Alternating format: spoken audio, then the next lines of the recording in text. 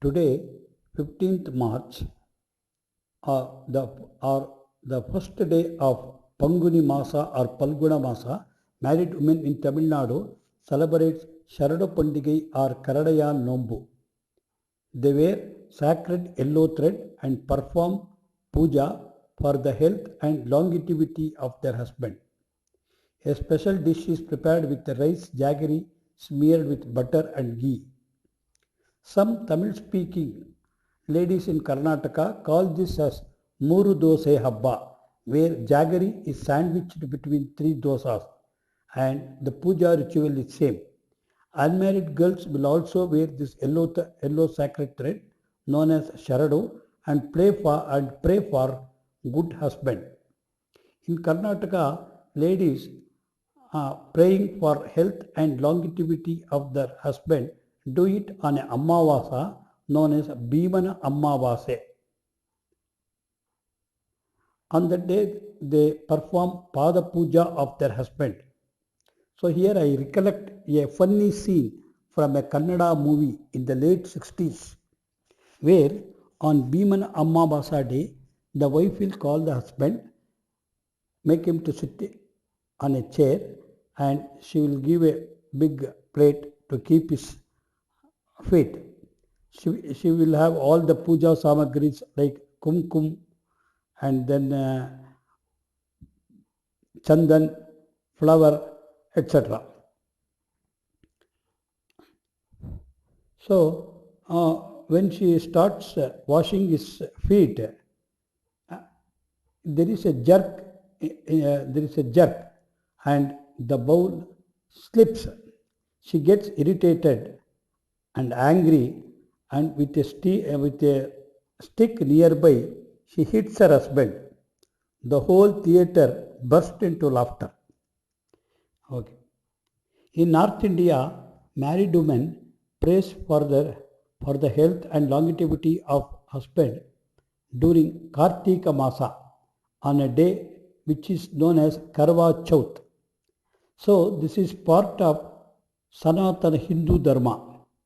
Coming back to Sharadu Pandigai, in Mahabharata, in the Aranya Parva Chapter, when Pandavas were on Vanavasa, sage Markandeya Muni narrates the story of Satyavan Savithri to Draupadi to signify Pati Bhakti or the woman's devotion to their husband. King of Madra, Ashwapati, who is an ardent devotee Surya Bhagavan, is blessed with a female baby, so he names her as Savitri. She blossoms into a beautiful teenager. So the king permits Savitri to marry a man of her choice. One day, when Savitri is passing through the forest with the palace entourage, she observes a hermit or ashrama, where a blind couple is devotedly served by a handsome looking young man.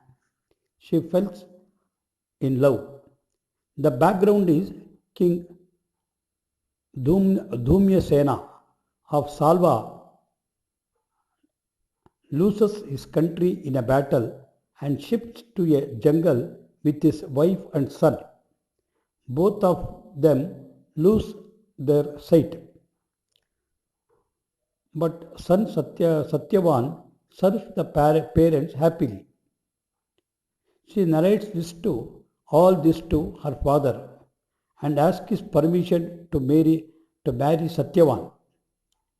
By coincidence, Narada Mahamuni arrives there, and he tells the king that Satyavan is a ex-king and he is a very handsome man, but he is a alpayus, meaning his life is very short, around 1 year only.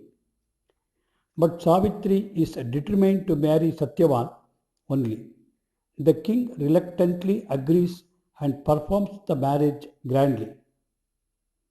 As Traditional Bharath nari, Savitri sets the forest with husband and blind in-laws.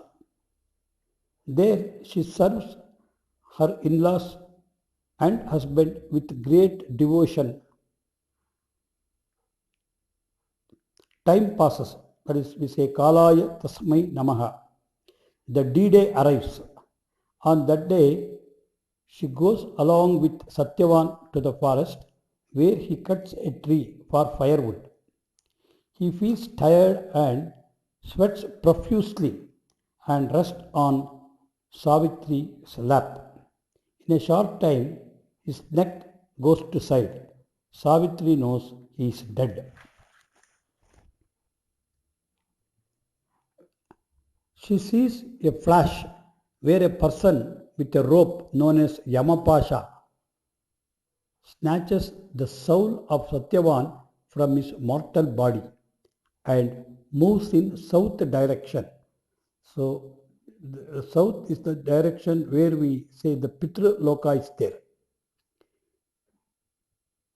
In the Purana, it is scripted that women of high virtues will be able to see Yamaraj when he is approaching.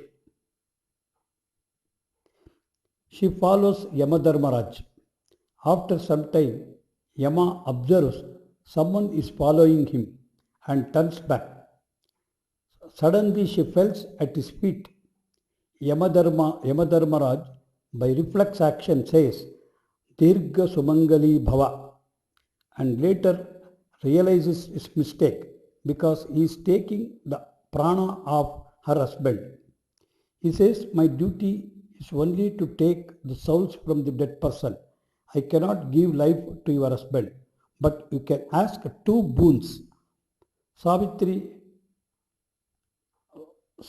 asks, let my in-laws regain their lost vision. Bless me with more children. Immediately Yama says, Tatastu. The smart lady questions Yama, how can I beget children when my husband is dead?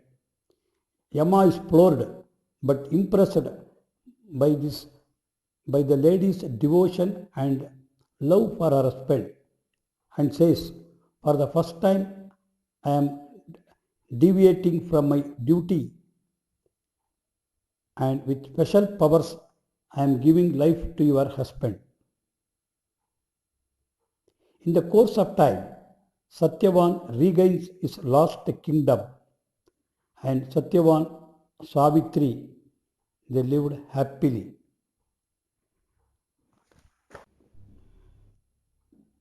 The moral of the story is that one can beat all odds in life through true love and devotion.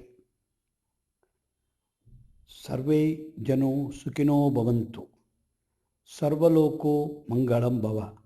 Sarvam Sri Krishnarpanamastu. Hello, please leave your feedback in the YouTube comment box. Subscribe to the channel, it is free. Press the bell icon so that you will get future notification. Thank you all once again.